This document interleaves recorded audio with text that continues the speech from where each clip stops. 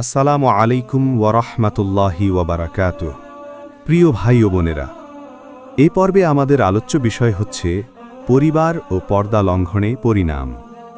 স্বামীপক্ষের অনেক আত্মীয়ের সাথেও পর্দার বিধান রয়েছে, যেমন দেবর ভাসুর, তাদের সন্তান, স্বামীর চাচা মামা, খালু ফুখা এবং তাদের সন্তান, এদের সবার সাথেই পর্দা আছে।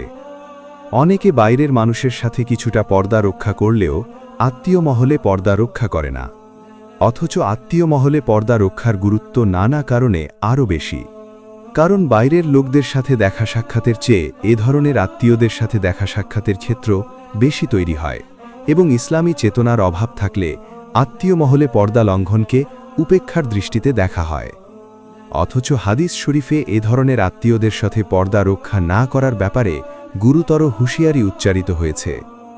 হজরত উকবা ইবনে আমির রাদিয়াল্লাহু আনহু বলেন, আল্লাহর রসূল সাল্লাল্লাহু আলাইহি ওয়াসাল্লাম বলেছেন, ইয়াকুম ওয়াদ্দুখুলা আলান নিসা, তোমরা বেগানা নারীদের কাছে যাবে না। এ কথা শুনে এক আনসারী সাহাবী জিজ্ঞেস করলেন, ইয়া রাসূল আল্লাহ, আফারাআইতাল হামু, আল্লাহর রসূল, হামু সম্পর্কে আপনার আদেশ কি? তারা কি যেতে পারে? তিনি বললেন, আল হামউল মাউত, হাম্মু তো মাউত। সহি বুখারী হাদিস 5232, সহি মুসলিম হাদিস 2172। আরবি ভাষায় হামুয়া মানে স্বামীপক্ষীয় আত্মীয় স্বজন, দেবর ভাসুর ইত্যাদি। এই আত্মীয়দের সাথে পর্দা রক্ষা না করাকে মৃত্যুর সমতুল্য বলা হয়েছে। কারণ এখানে পর্দা না করলে বড় ধরনের অঘটন ঘটতে পারে, বড় ধরনের গুনাহ ও পাপাচারের পথ খুলতে পারে। এটা দিনদারি ও পরহেজগারির পক্ষে ধ্বংসাত্মক, এটা পরিবারের ভাঙন, এমনকি মৃত্যুরও কারণ হতে পারে।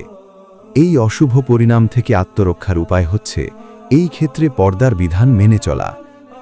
ইসলামের এই বিধান পালনে ব্যক্তিগত ও পারিবারিক যে শান্তি, স্বস্তি ও কল্যাণ রয়েছে তা পরিষ্কারভাবে উপলব্ধি করতে চাইলে চারপাশের ঘটনা প্রবাহে একটু নজর বুলিয়ে নেওয়াই যথেষ্ট হবে। ভয়াবহ অশান্তি ও অকল্যাণের দৃষ্টান্তগুলো থেকেই বোঝা যাবে ইসলামের এই বিধানে মানুষের জন্য শান্তি ও স্বস্তির কত বড় উপাদান রয়েছে। এই সংক্ষিপ্ত নিবন্ধে শুধু একটি মর্মান্তিক দৃষ্টান্ত তুলে ধরছি, যা গত 16 সেপ্টেম্বর 2018 তারিখে দৈনিক নয়া দিগন্তের 3য় পৃষ্ঠায় প্রকাশিত হয়েছে। ঘটনাটির সারসংক্ষেপ হচ্ছে, মনিরুজ্জামান নামে এক লোকের কর্মস্থল ছিল ফেনীতে। কর্মসূত্রে তিনি ওখানেই থাকতেন। তার স্ত্রী থাকত গ্রামের বাড়ি দিনাজপুরে। এদিকে মনিরুজ্জামানের ছোট ভাই অর্থাৎ দেবরের সাথে 2 সন্তানের জননী ভাবির অনৈতিক সম্পর্ক গড়ে ওঠে। দীর্ঘ 8 বছরের সম্পর্কের পর দেবর ভাবিকে বিয়ের প্রস্তাব দেয়, কিন্তু ভাই বাধা হওয়ায় তাকে হত্যার পরিকল্পনা করা হয়। পরে দেবর ও ভাবি চক্রান্ত করে মনিরুজ্জামানকে ঢাকা এনে ভাড়েটে খুনির মাধ্যমে খুন করে। এরপর ঘটনাটিকে ভিন্ন খাতে প্রবাহিত করার চেষ্টা করা হলেও তদন্তে সব কিছু বের হয়ে আসে।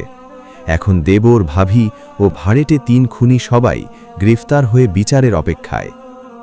এই যে মর্মান্তিক ঘটনা, ভাইয়ের হাতে ভাই খুন, 2 সন্তানের জননীর মারাত্মক স্খলন, নিষ্পাপ 2টি শিশুর মাথার উপর থেকে মা বাবার স্নেহ ছায়া উঠে যাওয়া, এক কথায় পুরো পরিবারটি তছনছ হয়ে যাওয়া, এর পিছনের কারণটি কি? কারণ তো আর কিছু নয়, আল্লাহর নাফরমানি, পর্দার বিধান লঙ্ঘন করা, প্রবৃত্তির চাহিদা নিয়ন্ত্রণ না করা, অবিরাম গুনাহে লিপ্ত থাকা। মনে রাখতে হবে, এটা কখনো মুমিনের শান নয়। মুমিনের শান হলো কখনো গুনাহ হয়ে গেলেও অনুতপ্ত হওয়া এবং গুনাহের পথ থেকে ফিরে আসা।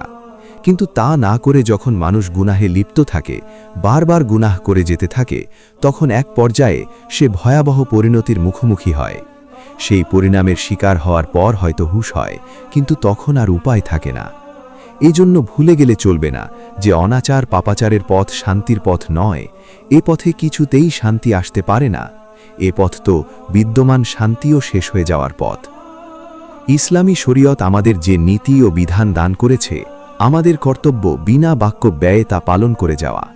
এই নীতি ও বিধানেই আমাদের ইহকাল পরকালের শান্তি ও কল্যাণ রয়েছে।